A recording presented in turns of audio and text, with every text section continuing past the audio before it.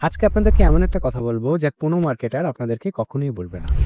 যেকোনো প্রোডাক্টে যেকোনো মার্কেটে অলওয়েজ ৩% কাস্টমার থাকবে যারা ওই মুহূর্তেই ওই প্রোডাক্টটা কেনার জন্য একেবারে রেডি।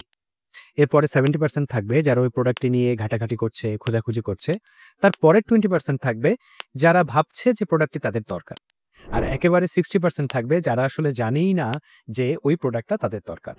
তো নরমালি যেটা হয় আপনি এবং আপনার সকল কম্পিটিটর ওই যে টপ 3% এই 3% অডিয়েন্সকে টার্গেট করে তাদের সমস্ত ক্যাম্পেইন চালায়।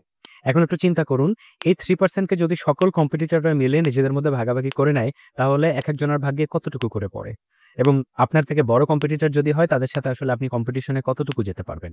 ফলে আপনার ব্যবসা কিন্তু কখনোই অনেক বড় লেভেলে যেতে পারবে না।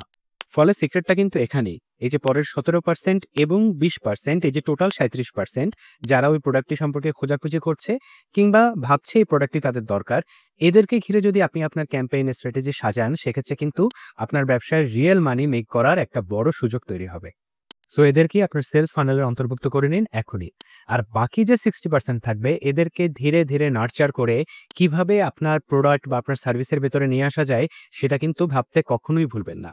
আপনার পার্সোনাল গ্রোথ কিংবা বিজনেস গ্রোথের শুরু হোক এখনই। ফলো করুন কুইক গ্রোথ।